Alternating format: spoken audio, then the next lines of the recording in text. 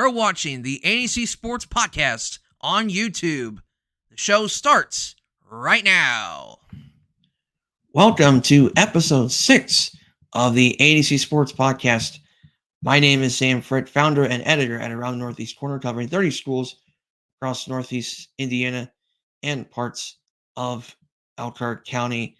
It's been a couple weeks since I last did a show, and last week nothing was ever going to get done that week because I had a lot of things going on that week, and I just was not able to do a show that Sunday. So that's why it took a couple weeks to get this next episode in, and this was originally supposed to be a scheduled week off. So rather than talking about what happened last week, because I don't want to spend a bunch of time talking about 2 weeks worth of content, let's go ahead.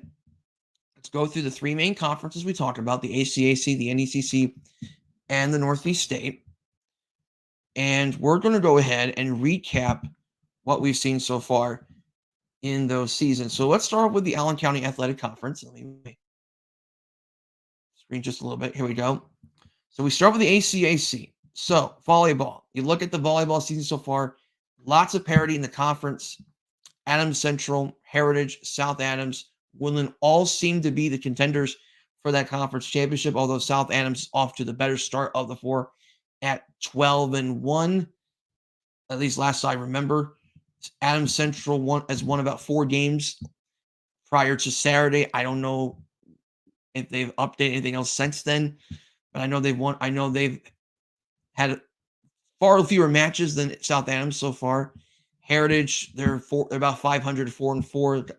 Lost a couple tough matchups to Concordia, and for some reason, the other team's is drawing a blank for whatever reason. And then Woodland is undefeated. I believe they're 6-0 going into this week. You look at the rest of that conference, Jay County, about 500 so far this year. Bluffton's had a lot of close losses so far. I think they're 1-6 going into this week. And then Southern Wells, interestingly enough, 4-5 to start the season. They did not win more than 2 games last season. Actually, they only won 1 game last year. They were 1-23 in 2023. They have not won more than maybe 2 or 3 games in about almost a decade. So Southern Wells clearly seeing a spike in terms of talent. There are some freshmen playing at Southern Wells, and one by the name of Abby Powell, who, by the way, is nominated for Performer of the Week. You can check out Around Northeast Corner. There is a link to the vote for the volleyball vote, and Abby's one of those nominees. So I believe she's the very first Southern Wells volleyball player to be nominated for Performer of the Week. You look at soccer, and in this conference, there's not a lot of teams that can field soccer. So you look at boys soccer, it's really just Heritage and Jay County. They're competing for the conference championship. So far, they've both been playing pretty well, although Jay County had to fight through a pretty resilient Woodland team to win by 1 goal.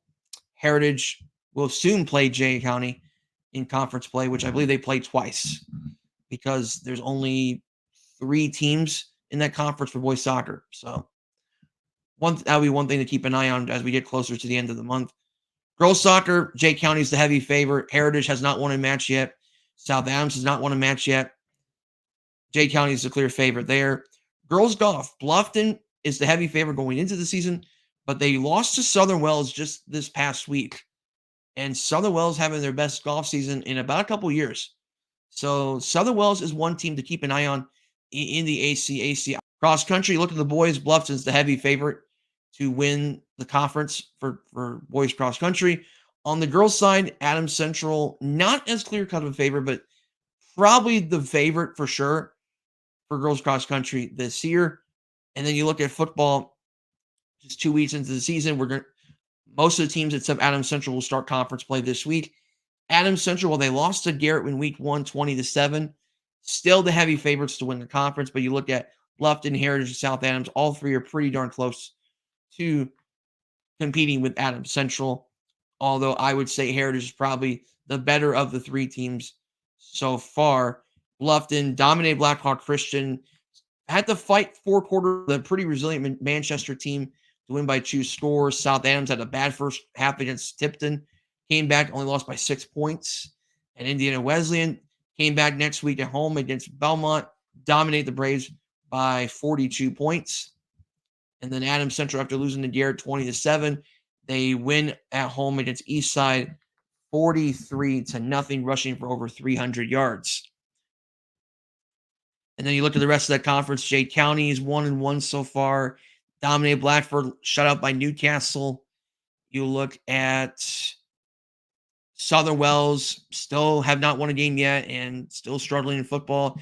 And then Woodland gets their first win under the Brett Rohrbacher era with a 34-20 win against Central Noble. They almost won the first game in week 1. They led most of the game against Eastside. Unfortunately, Eastside came back. I think they scored, I believe it was 25 of the final 28 points, and they won by 14 points. But right now, Adams Central is still the favorite in that conference. You look at the NECC. Volleyball, really, it's just Angola and West Noble at this point.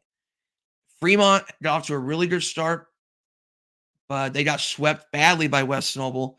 And West Noble's got a really good team. They got a lot of experience back, new head coach that was a former volleyball standout at West Noble and a former Division I college volleyball player.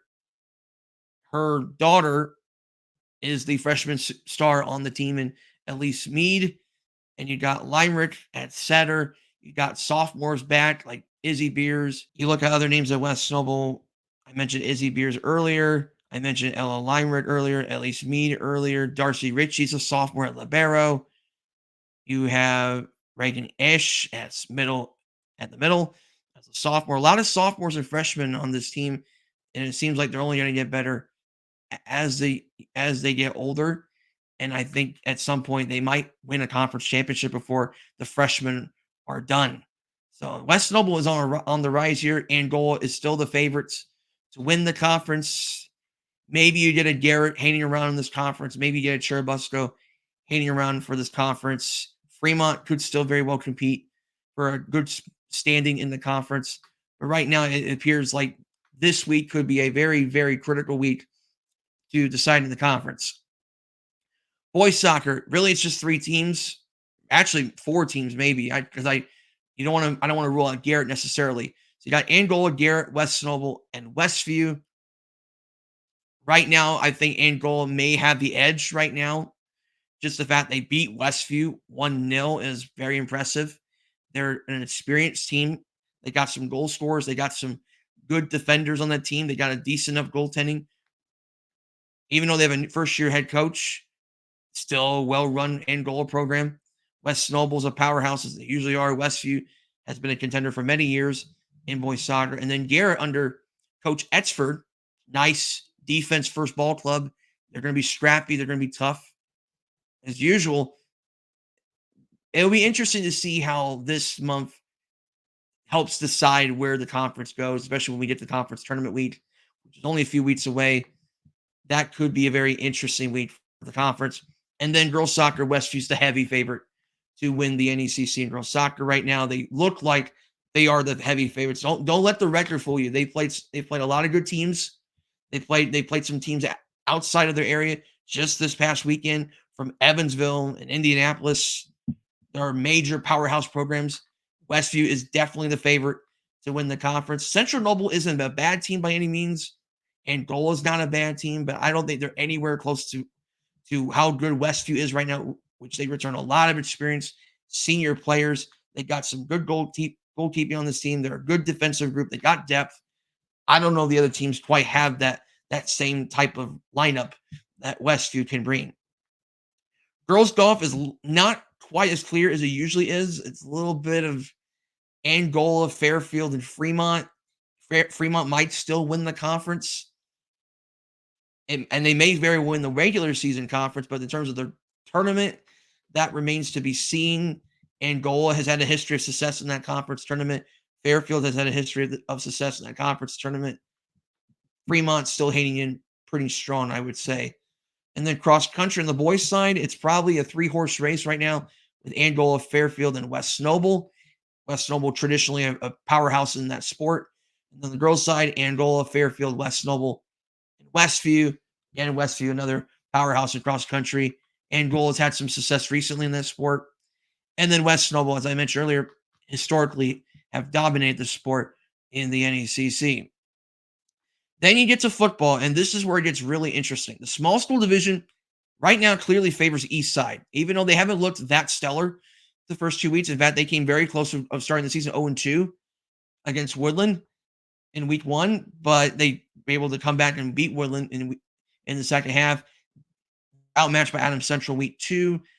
Still early, but I would say Eastside right now looks like they're the better of the rest in that division. Cherubusco is still in a bit of a rebuild right now for that program. Central Noble lost a lot from last year, and I know Brody Morgan just set the single game record for completions and threw for 239 yards against Woodland. But let's be fair, it's also against Woodland. Central Noble, I don't know how they're going to be able to match what they did last year. But then again, the small school division isn't all that special.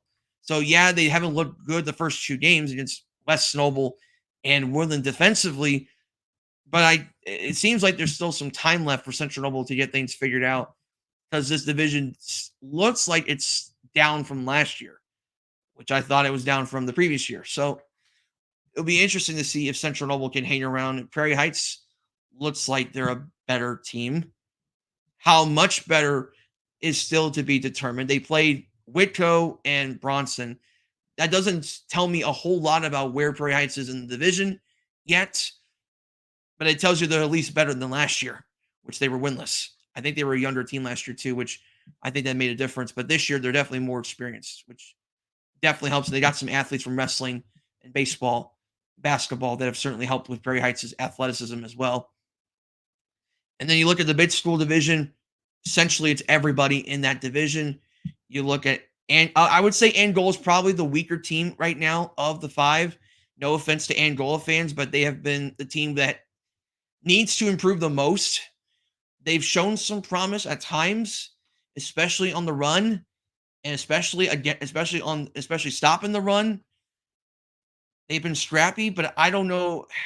This division is so difficult right now. I don't know how good Angola really is compared to the rest of the division, because they showed promise against DeKalb in the first half. They showed promise against Leo in the first half.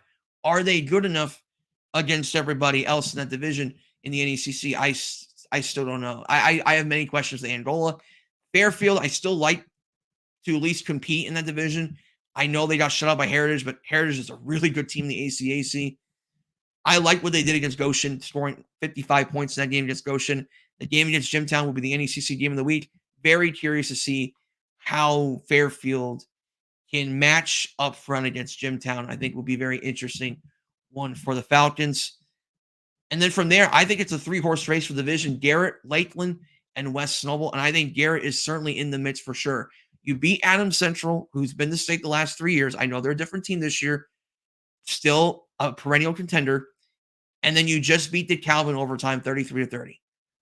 Another good team in DeKalb. Garrett is very much in the mix. As long as they can stay healthy and they can limit the turnovers and still pound the rock, Garrett is in the mix. Lakeland still looks pretty good. I just worry a little bit about that there's just not as much explosiveness on the run, which I think helped Lakeland last year.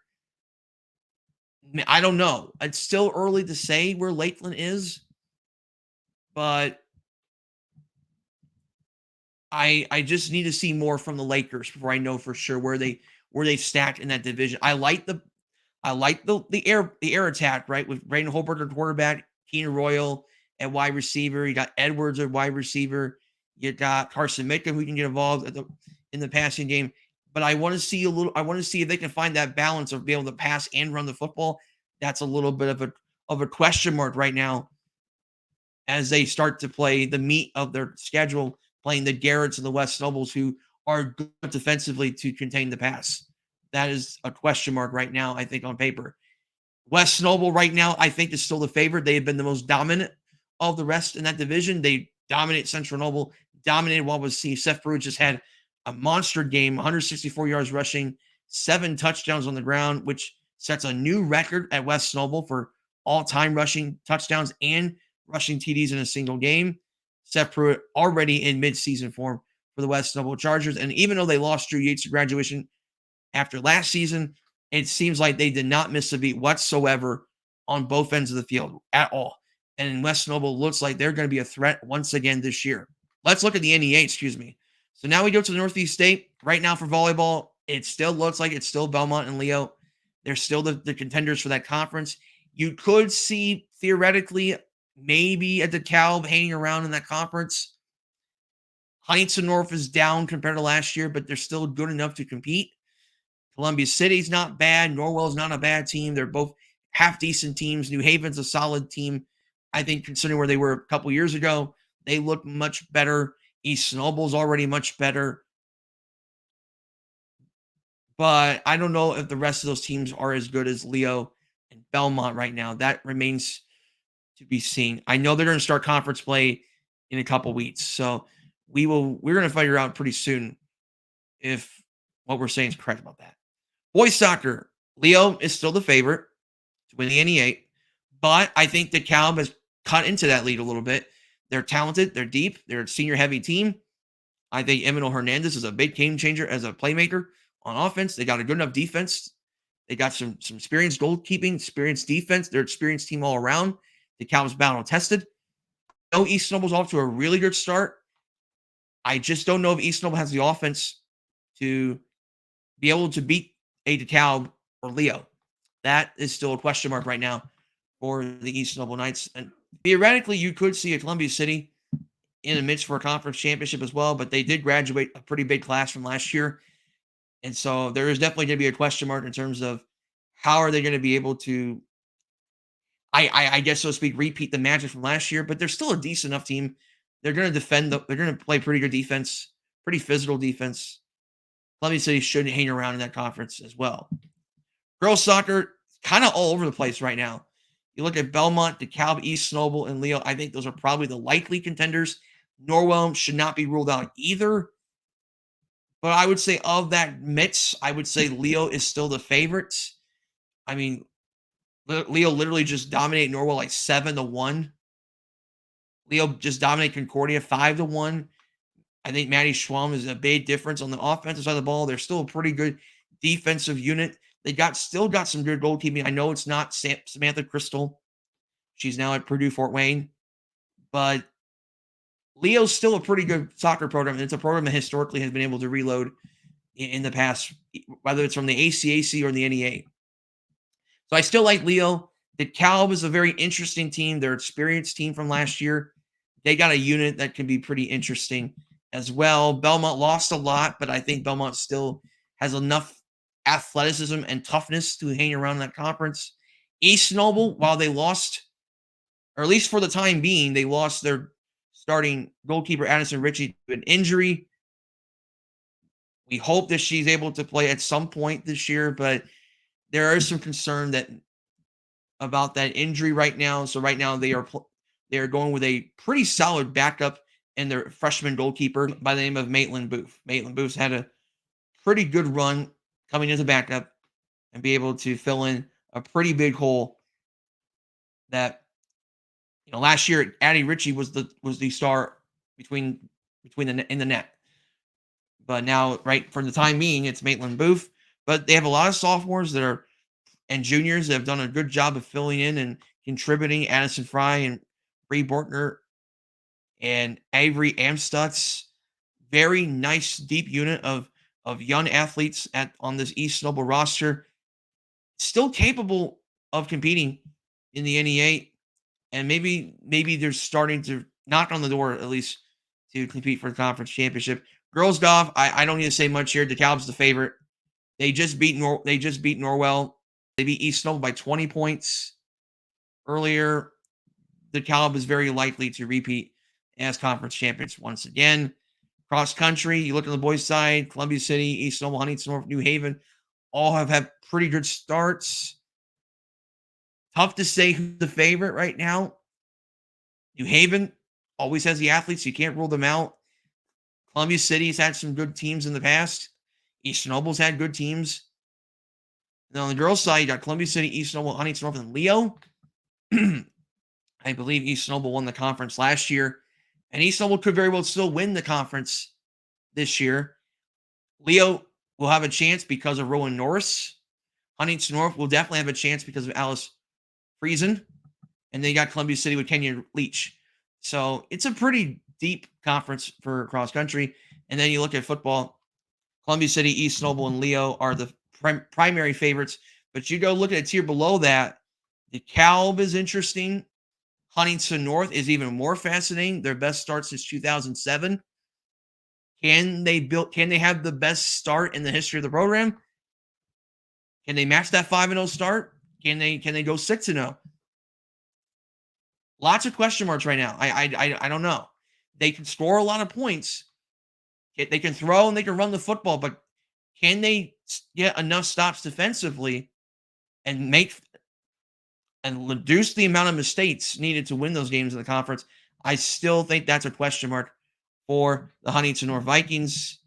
New Haven is athletic, but they lost a lot. I don't know the passing game's quite there. I think that could be a concern once they start playing against teams that can stop the run. I don't know. But they're so athletic and they're so gifted in terms of being able to run the football and be able to block.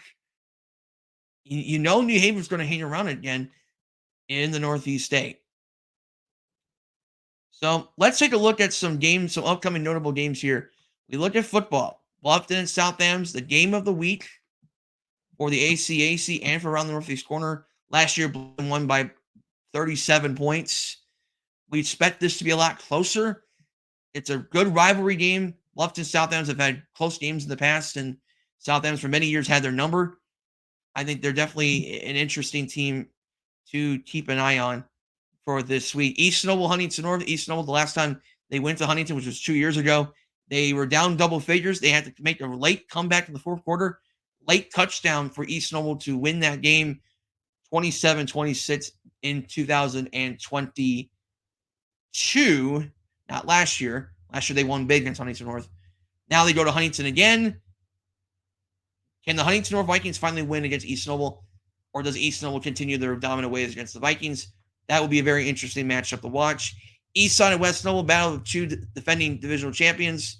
Although on paper, West Noble will be the favorite in that matchup, as I mentioned earlier.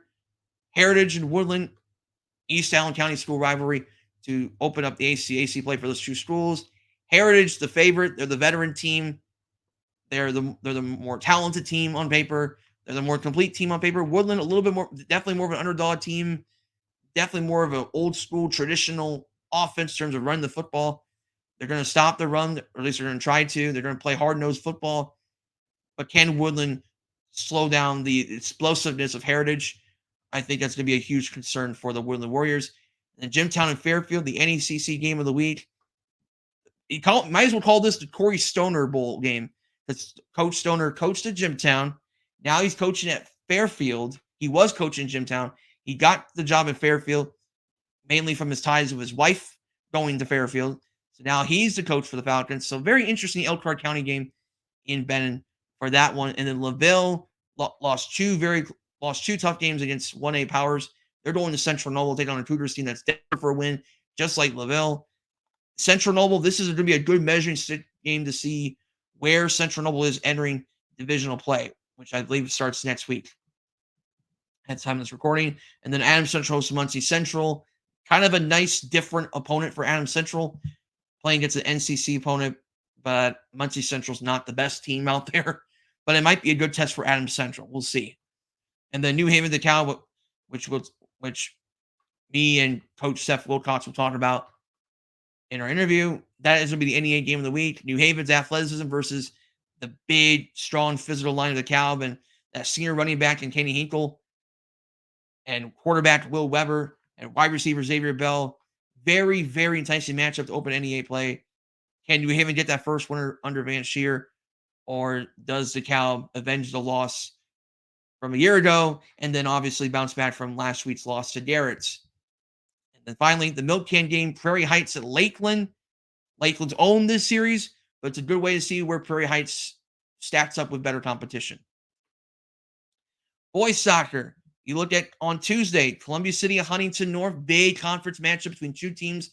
They're going to play stout defense, good goalkeeping. It could be another low-scoring matchup in Huntington. Also on Tuesday, East Noble at DeKalb. Is East Noble a legitimate conference contender? We're going to find out this week when they go to DeKalb and play against a perennial contender in the DeKalb Barons. Can Armani Pita be able to backstop and deny DeKalb of a conference championship? That is to be seen. Also on Tuesday, Concordia and Heritage, two solid programs competing in Monroeville. Concordia also had a win against Leo last week, I believe. That's a very interesting matchup there. Westview at Garrett, big NECC matchup for Westview after losing their conference opener to Angola. They need this win against Garrett to live in that conference race. Garrett definitely needs a signature win here in this conference to keep their hopes alive in the NECC as well. Very interesting matchup up in Garrett. Leo and Northrop choose state-ranked teams, especially with Northrop. Another very enticing matchup there for these two Allen County. All right, and we're back. Had to make sure that my computer is able to charge here. So let's see. Where was I at? Okay. So then on Thursday, so by the way, Leo Northrop's on Wednesday. DeKalb and Garrett face off on Thursday. DeKalb County rivalry across the tracks. Another very enticing matchup between these two DeKalb County rivals. And then another nice rivalry coming in Westview at Northridge at Westview in Topeka. They also will face off on Thursday in the NLC NECC clash. And then Norwell at Jay County. Norwell is a team that's got off to that nice 4-0 start. They've lost a couple matches in a row recently, particularly to Leo and Angola. So Norwell looking to kind of ride the ship, so to speak, and get out of that losing streak, right? And then Friday, while everybody's playing football, you got Lakewood Park take on Bethany Christian.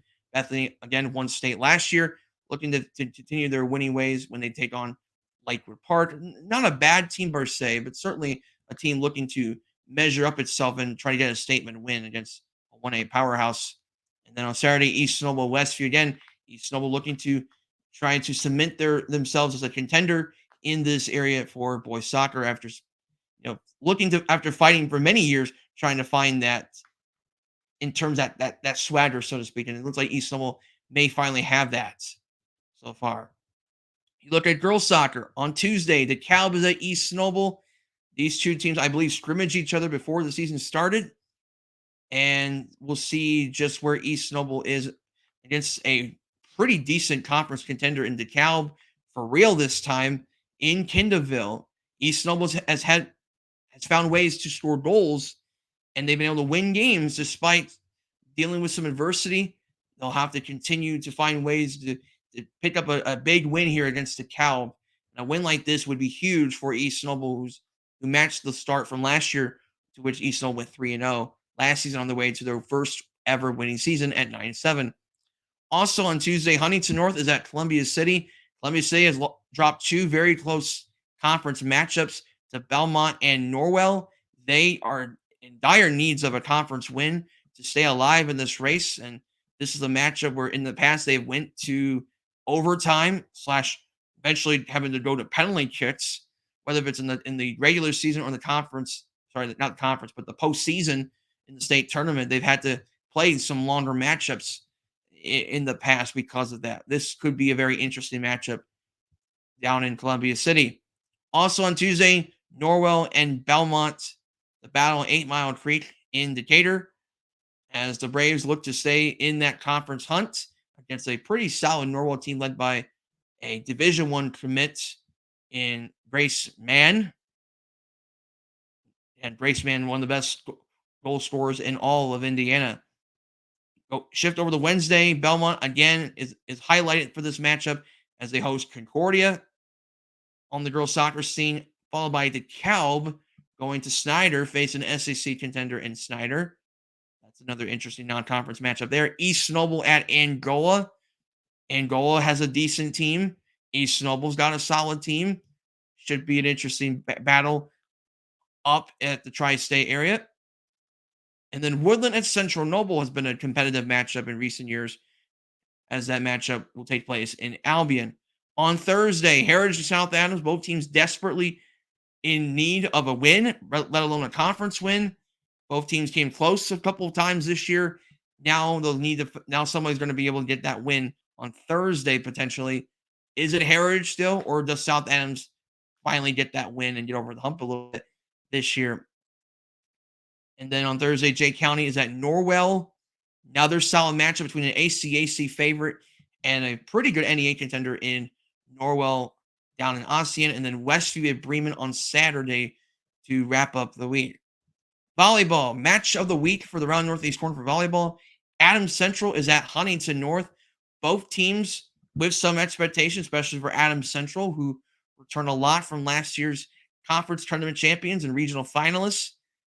Adams Central so far has lost a couple matches, one in particular coming against Parkway, Ohio, which went to 4 sets.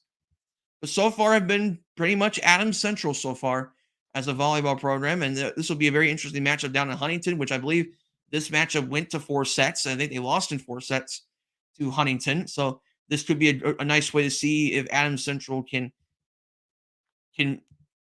match itself as a contender and get this statement win in Huntington, or do the Vikings continue their solid start and they get the win against the Jets? Both teams have the potential to pick up a big win before they really get into the meat and bones of that schedule. Churubusco, Columbia City, and Whitley County rivalry for these two schools. Both schools are in a kind of a transition period. Both graduated quite a few good players, especially for Churubusco, losing Ella Borsma. But to their credit, they're right around 500. I think they're 5-4 going into this week. They beat Whitco in 5 sets. They only lost to Adams Central in 4. They swept Garrett. So Churubusco's competing. And you got Gabby Orff, who's kind of fill in as that dominant middle for them. You have Grace Lawson continuing what she does in the back row for Busco. Kelsey Coyle has become another primary offensive weapon as a junior for the Busco Eagles. She's around averaging 3.5 kills per set. I say that's a pretty good number for her. You got Michaela Reuter, hope that name's pronounced correctly, coming in 117 assists, having to fill the shoes of Marissa George. I think as a junior, doing a pretty good job so far. Great shot, senior outside hitter for Churubusco. So they got some solid players. Actually, they're 4-4, but no matter. They're still having actually, I was right, 5-4. So 5-4 coming in this week as they swept Bluffton. Apparently, Match Press does not recognize that. But either way, Churubusco doing pretty well. Columbia City, roughly a similar record to Busco. But obviously going through some growing pains early and winning some close matchups along the way. This is a big matchup for these two teams. Heritage at Belmont. Heritage definitely needs to be able to ride out that ship after a couple losses last week. And now they got a matchup against Belmont in Decatur at the TP. Belmont has a lot of momentum entering this week after beating not only Concordia in 4 sets, but also beating South Adams in 4 sets, the only team to have defeated the South Adams Starfires so far. That's another interesting rivalry between the Heritage Patriots and the Belmont Braves. That comes on Tuesday. Norwell at Southern Wells, the Raider Dome in Ponito, which is the southern tip of the county. Southern Wells already having their best start in a decade. They got some freshmen. They're very talented. But they got Norwell. They got a Norwell team to face that's pretty good. Maybe not a tremendous conference contender, but still a good enough team to win 15, 16 games on the season. You got Vanessa Rossworm leading the win in the middle. Emma Vachon, who's also in our vote for Volleyball Performer of the Week. She had a pretty good game against Blackhawk Christian as well. Norwell, definitely an interesting program as we enter into the halfway mark of the season. West Noble at Northridge. Both teams with 8 wins going into this week. Both teams having good starts to their season. This is a really nice way for these two teams to prepare for big matchups coming up for not only this week, but for the weeks to come.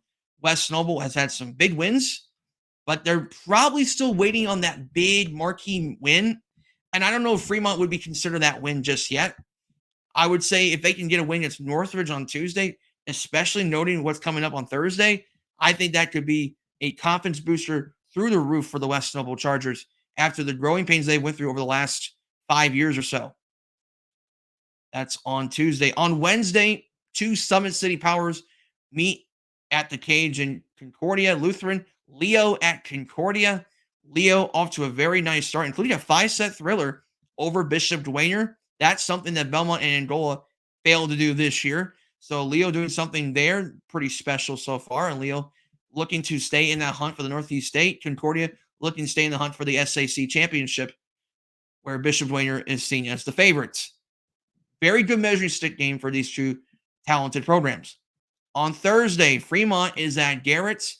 Fremont, couple losses in a row, senior heavy team looking to get that big marquee win in that conference. Garrett is a tough place to play. Fremont's got to go into that environment at Paul Bateman Gymnasium against a team with some scrap, some fights, some athleticism. Certainly a team that's kind of in a retool stage, but still a pretty good team nonetheless, especially when you have Sarah Depew, who just tied the program record for kills in a match during the win over Prairie Heights in a 5-set thriller. She had 30 kills against Heights, and that's something that hasn't happened at Garrett, since Logan Smith did it, and she's currently at Marion University. So that's pretty darn incredible there for the junior Sarah Depew. But Garrett looking to get out of their losing skid. They recently were swept by East Noble and Churubusco. Garrett looking to get out of that slump and get back into winning ways. Manchester at Whitko, a big matchup in the TRC. Whitko off to a pretty good start. I think they have 3 wins so far. They only lost coming against Churubusco. Manchester, I believe, has won 6 games so far. So very interesting rivalry in the TRC, which is going to take place in South Whitley. And then Northridge at East Noble. Don't look now, but East Noble is already 9-5 after sweeping the Prairie Heights Invitational 4 straight. East Noble looking like they could have their best season in, let's see, do my math here correctly, probably about 8 years. So East Noble could do something they haven't done in a long time, which was during Coach Hunley's playing career at East Noble, which she was then known as Peyton Hart. Now she's known as Coach Hunley. But either way, still a very good, promising run for East Noble right now. And then on Thursday, potentially we have another match of the week, and that is West Noble and Angola. This could be for the NECC championship. And the last time West Noble had a start like this, you had Maddie Skimmerhorn, right? And her class, probably the greatest class in the history of the program, the history of West Noble athletics, was that 2019 class. And this is their best team right now since 2018. West Noble was a serious contender for Angola during that time. We may see that again this year. And this may be a match that could go 4 or 5 sets very easily. So very interesting to see where West Noble matches with Angola at the Hive up in Angola. And that, folks, is what I call a more longer version of the talk around the corner. And now we will get to our interviews.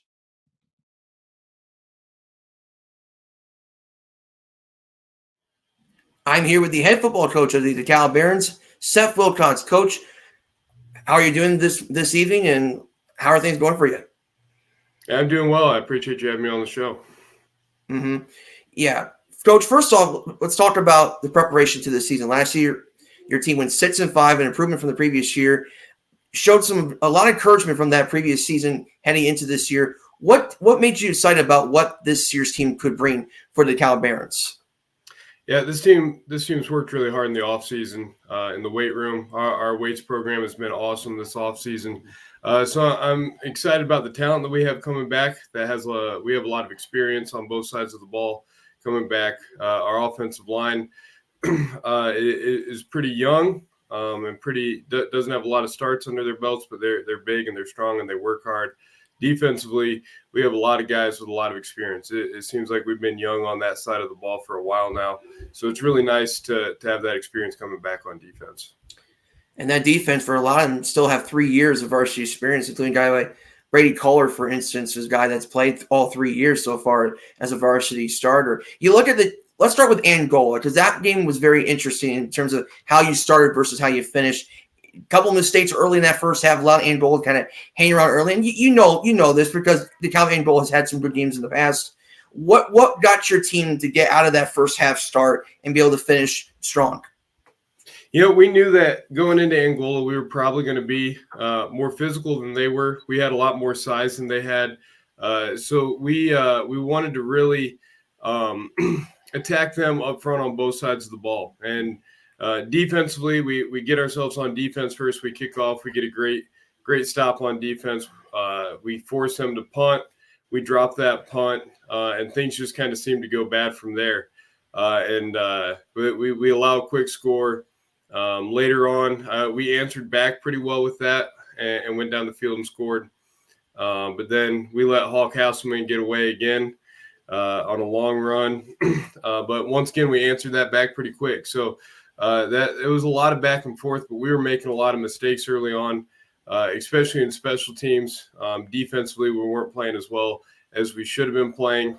I don't think when you're playing against your twos defensively all year long, or all summer long, when you get somebody like Hawk Hasselman lined up across from you, it's a completely different change of speed. And it took us too long to adjust to that.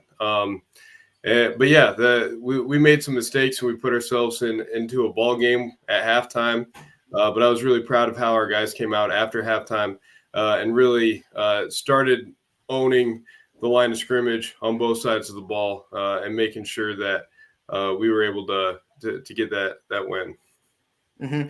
And it helps you, like you said, an experienced offensive line, right? And then experienced defensive line. You also got a really good running back named Kenny Hinkle's, only a junior, crazy enough. I think he had 208 yards in that game against Angola. You returned Will Weber, which your team played quite a bit at times, especially when Lido was injured last year. You saw Will Weber quite a bit last year as well. So you had some experience to rely on as well.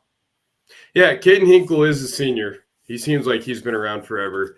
But yeah, he had a great game. Really, our offensive line gave him some great holes to run through, and he took care of it from there. That Angola game, Will Weber, there was one drive that our offense coordinator just let him call the drive the whole way down the field. So he's getting up, seeing where the holes are and the gaps are in the defense, and he was making the calls the whole way down the field. So having those two leading the way on that offense, it's nice to have. Weber's one of the smartest dudes that we've ever had around. He just understands the game so well. And then you also have Xavier Bell, who had a good game too. He's very efficient with the touches that you give him. He had about 10 yards per touch that game and a touchdown. So all around, I was proud of how our guys came out of halftime and just kind of owned that game. Mm-hmm.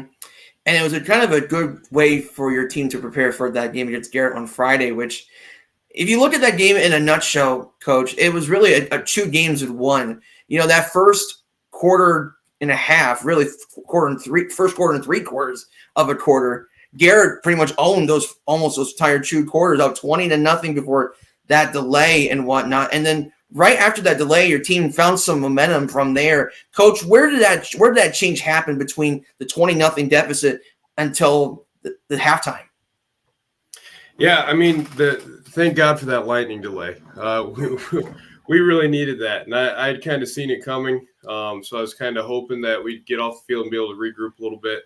But really, when we went into halftime, we really, or not halftime, when we went in during that rain delay, we really just challenged them. We didn't really make. Somebody asked me after the game what kind of changes you made to the scheme during that rain delay, and we really didn't. I sat down with the defense, and we drew up what our game plan was that week. And I told them, I said, I promise you, if you execute this, we will be fine. We kind of gave up a couple big plays and lost our minds a little bit, and we were making mistakes that were compounding. So being able to go into that half or into that rain delay, that lightning delay, and being able to regroup really helped us push forward after that. We knew we had a big hole to climb out of, and I told the guys in the locker room before we came back out, I said, hey, if you do not believe that we are going to come back from this game, put your helmet and shoulder pads away. But if you're ready to go out and get out of this hole we found ourselves in, let's go. And we came out with great energy after that. I think we kind of underestimated Garrett a little bit, which I don't know how that happened. We were preaching all week that Garrett was a really, really good team. Colder Hefty is an amazing player. That line is a big physical line. And For some reason, I just don't think we were ready to deal with that. So it took a lightning delay, but I couldn't be more proud of how our guys came out of that lightning delay and finished the game. That was quite a hole to climb out of. We gave ourselves an opportunity after overtime, or into overtime, kicking that field goal to take the lead.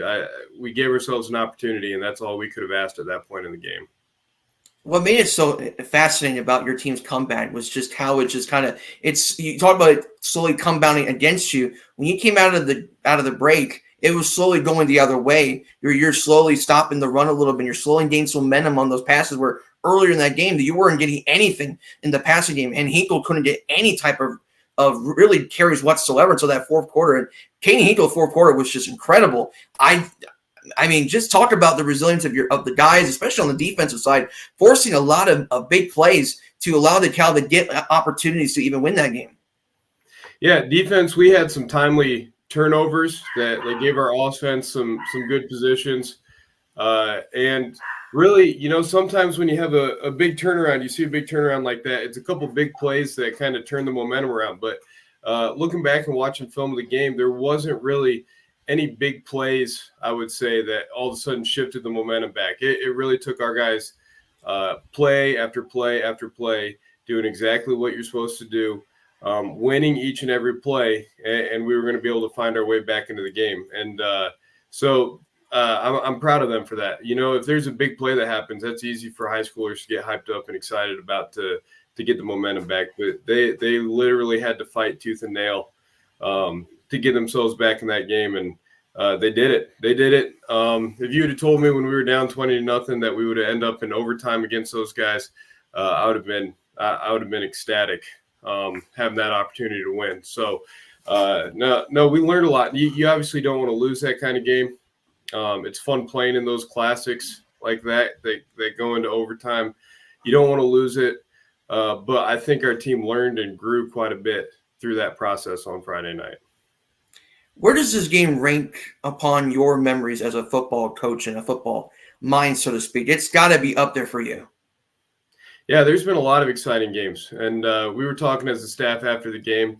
And in my time as a head coach, we've had 2 overtime games. We've had the game, I think it was year 2. I don't know, COVID kind of messes that whole thing up, starting the head coaching career during COVID. I think it was year 2 when we played New Haven. We took it into overtime, missed a field goal right at the end of regulation, and ended up losing in overtime, which was another rough one. So we said we're not great at games when we go into overtime. But I think this one, that New Haven game, stick out. Beating New Haven in sectionals was a huge game for us in recent memory. And then I think it was year 2 Angola in sectionals. No, it was year 1. 2020 Angola in sectionals after they beat us really bad. Week 1, turning around and beating them 7-0 in that sectional game. Man, those are some fun memories of good football games that it's why you play the game, or for games like that. Mm-hmm. You talked about how tough it is to lose a game as good as it was against Garrett towards the end of that game. How much can you learn about your team from those 2 games? Really, those first 2 games, you did not play your best football at either of those 2 games, and yet you came 1 play shy of going 2-0. Yeah, both games. We told our guys afterwards. I told them that I was really proud of them for climbing back. Garrett especially is a hard game to lose, being a county rivalry. But this team, if we can put 4 quarters of football together, I think we have a team that can hang with anybody on our schedule, and we can put ourselves in a good situation in the NE8. But with that being said, the NE8 is really tough too. We go straight into New Haven. New Haven might be 0-2, but watching them on film, man, they're a really good team. They've lost 2 really close games. You got Huntington North, which has kind of come out of nowhere this year, and they're playing really, really well. Starting off 2-0. East Noble, Leo, Columbia City. It's going to be a battle to see who's the head of the NE8. But I think the lessons that we learned on Friday night and our ability to put 4 quarters of football together here in these next few weeks is going to be pretty huge. Yeah, especially the turnovers. Those early turnovers are something your team will definitely need to clean up during conference play. Looking into New Haven, that's going to be the Northeast State game of the week at around the Northeast corner. You mentioned New Haven being 0-2, coming just a few plays away from going 2-0 themselves. They scored 48 against Northup, 30 against Bishop Lures, and you look at New Haven, Coach. Great offensive line still. They run the ball extremely well. You know what New Haven's going to bring in terms of the athleticism. They got a lot of explosive athletes everywhere. As a coach, and for you and your coaching staff, it's got to be very difficult for your team to prepare for that type of team, knowing they're 0-2 and still have all these weapons you still have to contain. Yeah, up front watching them, I would say they're very comparable to Garrett up front. They're coming out and they're going to drive you off the ball and they're going to come off the ball quick. So this last week is going to be a good experience for us defensively, learning and understanding how we can overcome guys who come off the ball really hard. Offensively, they do have a lot of weapons. Man, their running backs are quick. They've got big backs. They've got a big offensive line. They got a quarterback who can throw the ball around a little bit. Defensively, they are quick. They pursue the ball really, really well. They had Bishop Lures on the ropes on, I guess it'd be Saturday there at the end of the game. No, it's going to be an exciting game. It's going to be a challenge for us, and we're looking forward to that challenge. Last question for me, Coach, as you prepare for kind of a shorter week for you guys because this is Labor Day weekend, so a little bit of an interesting way to prepare for New Haven. But how do you come about focus on this game, and what is going to be some other keys for your team to have a chance to win that conference opener? Very crucial conference opener, no less. Yeah, it's kind of a short week. We don't have school to deal with tomorrow, but we are going to still have practice. We try to keep our schedule as similar as possible on Labor Day. It gives coaches just a little bit more time. We don't have to go in and teach tomorrow, so we got a little bit more time to game plan and get ready to go. But really, it's once that practice starts tomorrow, once we get the game plan in place and give that to the kids, it's all about them. How well can we teach it to them? How well can they learn it? And then how well on Tuesday and Wednesday can they execute it? And then are we going to come out and play 4 quarters of football on Friday? Because if we do, we're going to be in a position to win the game at the end of the game. If we don't come out and play 4 quarters of football, if we continue to make some of these mistakes and come out a little flat, then we could be in for another fight on Friday night for sure. This is the head coach of the DeKalb Barons, Seth Wilcox, as his team is 1-1 entering the conference opener, hosting the New Haven Bulldogs. Coach, any final thoughts before we let you go this evening? No, I appreciate you having me on the show, and go Barons. All right. Coach, good luck to you on this week as you prepare for New Haven for the NE8 opener. Awesome. Thank you.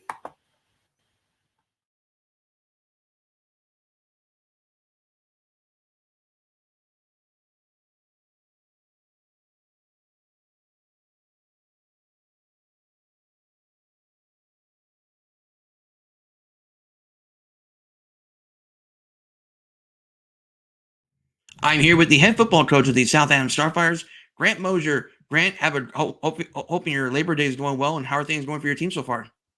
Yeah, really well. We came off a nice win Friday night. Had the guys give the guys Saturday off, and then tonight we had a later practice. So, we had some kids that went away for Labor Day weekend. Enjoyed some family time at the pond yesterday, and then again today out of the lake. So, a nice weekend, kind of relax and enjoy a win. But we have a big one Friday with Bluffton. Yeah, that is for sure. We'll talk about that in a matter of moments. When entering the season, your team went 6-4 the previous season. Pretty good season considering how tough the ACAC was last year. Talk about how that last season helped you build for what this season could bring. Yeah, I don't think people realize we lost to 4 ranked teams last year. All 4 losses were 2 of them were to AC, who were the state runner-ups in 1A. One loss was to Heritage, who was ranked in 3A and was close to a sectional championship. And our loss was to Bluffton, who at the time was ranked number 1 in 2A. So we lost our 4 losses were to 3 very, very good teams. Now that's something obviously we always shoot for winning records, but going through the conference is great for us. We love that tough conference. We love playing bigger schools. We think it prepares us well for the 1A tournament. And like I said, the ACAC is loaded, and it's loaded again this year with 4A Jay County, 3A Woodland, 3A Heritage, and you got a big 2A school in Bluffton. AC's 2A now. So again, it's a tough conference. So it prepares well, we think, for the sectional and hopefully beyond. Yeah, and one of the things entering the season, your team had to replace a good quarterback by the name of Owen Warner. You replaced him with Titus Lehman, who's off to a pretty good start so far. How has he adjusted to that role so far for the Starfires? I'll tell you what, Titus is kind of I think it's kind of been a surprise to me so far how well he's done, especially the last game in the fourth quarter of the Tipton game, week 1. He's a kid that was kind of raw last spring into the summer even, but he's such a smart kid, learns so quick, a good leader, works really hard. He's a really good runner as well as a good passer. He's really good. And we'll talk through the air. Go ahead. No, go ahead. Oh, yeah, and again, really good through the air. He's actually, I think, he's almost better on the run when he through the air when he's moving on the run with the aerial attack. So we're excited where he's been. He's been really good on our veer with the reads, when to keep, when to pitch, when to give the ball. So we're excited with his development so far, obviously, but things get tough down the road here. You look at that opening week against Tipton going into Indiana Wesleyan in that college neutral site. You were down 3 scores, I believe, to start that game. Came back, cut it to within 1, lost by 6 points. How much did you learn from that Tipton game to help you prepare for your home opener against Belmont? I loved our resilience. We were actually down 27-0 in the third quarter, and we challenged our kids right now. And I remember saying to them at halftime, I said, hey, this game is irrelevant to our goals this year of goals with our conference, our goals in the postseason. So what we can do right now is we can make sure we have some character and we can learn from this and we can get better in this half right now. And if we walk away with a loss, but let's not make it 48-0. Let's claw back and fight and respond to adversity. And our kids did just that. We had 3 touchdowns in the fourth quarter. Our defense stiffened up a little bit and played a little better. And then we had that obviously carries us momentum. We had a great week of practice after that last Wednesday and Tuesday and Thursday. We had a great week of practice. And that carries us into Friday where we played really, really well against Belmont.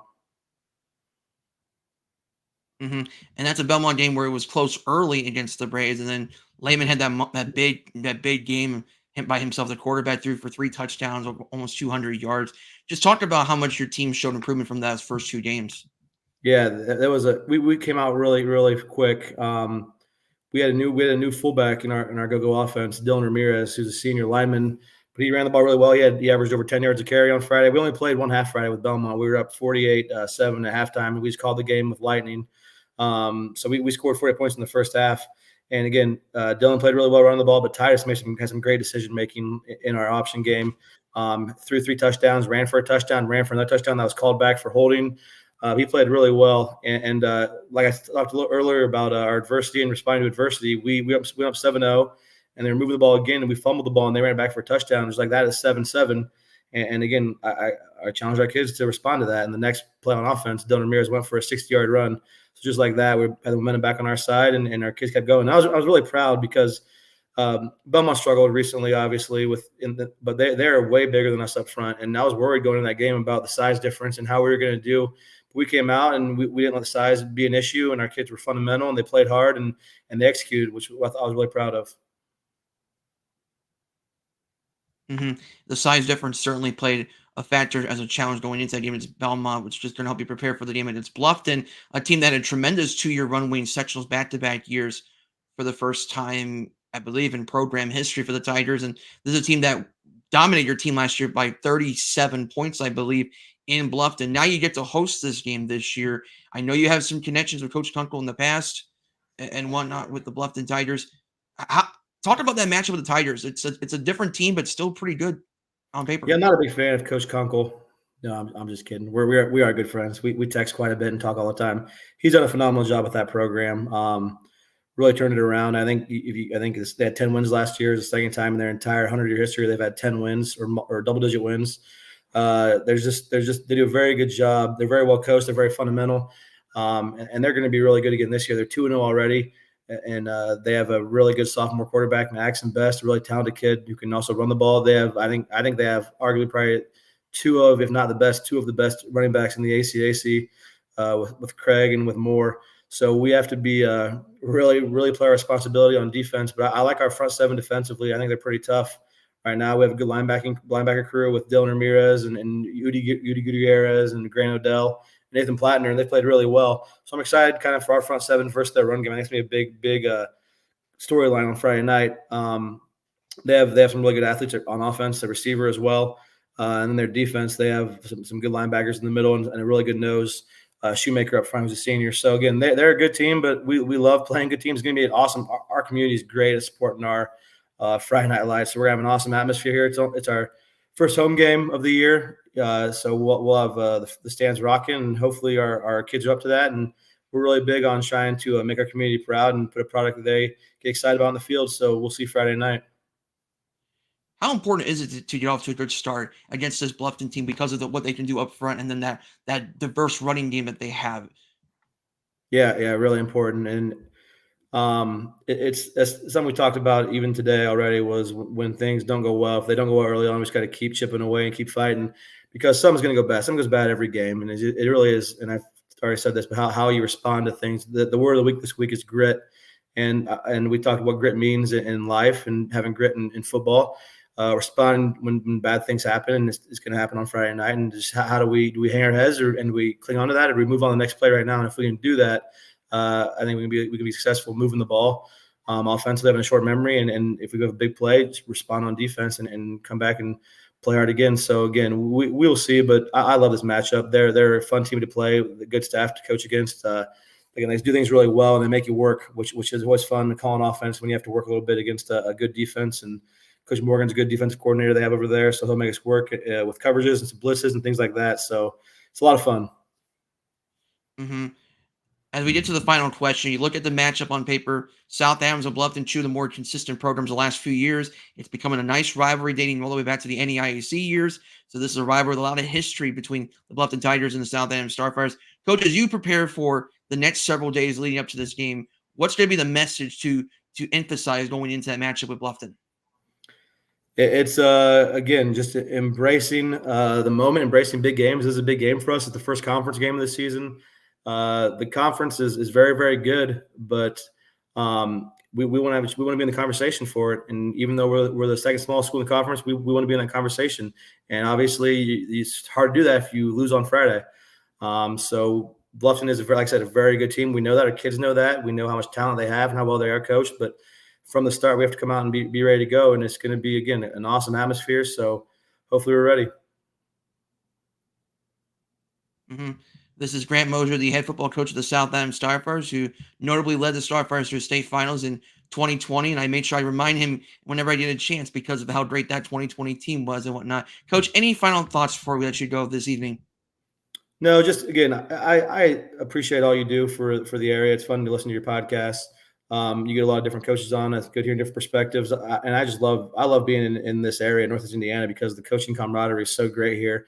It's so fun on Friday nights after the games, texting other head coaches about their games and hearing things, and throughout the weekend talking to other coaches. So it really is a coaching brotherhood, and it's fun to be a part of. Mm-hmm. And that's Grant Moser, the head football coach of the South Adams Starfires, as they prepare to host the Bluffton Tigers on Friday. Coach, good luck on that Friday night, and good luck the rest of the way. Thanks, Sam. Well, it's been a very interesting week of the ANEC Sports Podcast. Had to kind of constantly reshuffle the lineup on the fly due to some last-minute changes. Obviously, this is not what I had in mind doing a show on Labor Day. This was supposed to be a scheduled week off, as I mentioned earlier, but unfortunately enough, we were able to get through this week and be able to get a show of some kind, the best of our abilities. And I would like to briefly thank the two coaches that came in to the show for this episode, Seth Wilcox of DeKalb and Grant Moser of South Adams, as they prepare for week 3 of the high school football season. And again, we're getting into the halfway mark of the fall sports season for many of the fall sports, and we're just about a third of the way through the football season already. And for respect of football, conference play really getting underway for most of these schools as we get into the end of the dog days of summer and entering the first days of fall. So that's going to do it for episode 6 of the NEC Sports Podcast. Tune in next week, where hopefully we have a show for episode 7 of the NEC Sports Podcast and get things up and going. So until next time, this is Sam Fritz saying so long. Have a great rest of your evening. Thank you for watching the NECC Sports Podcast. Please like this video and like the page NECC Sports on YouTube. Let people know that the NECC Sports is on YouTube. Also like our Facebook page at Around the Northeast Corner and follow either Around the Northeast Corner and Sam Frick on Twitter/X. We're also on Instagram as well. Just look for ACAC Sports or Around the Northeast Corner and you will find us there. You can also follow the man himself, Sam Frick, the founder and editor at Around the Northeast Corner, for other additional content. This has been an Around the Northeast Corner presentation.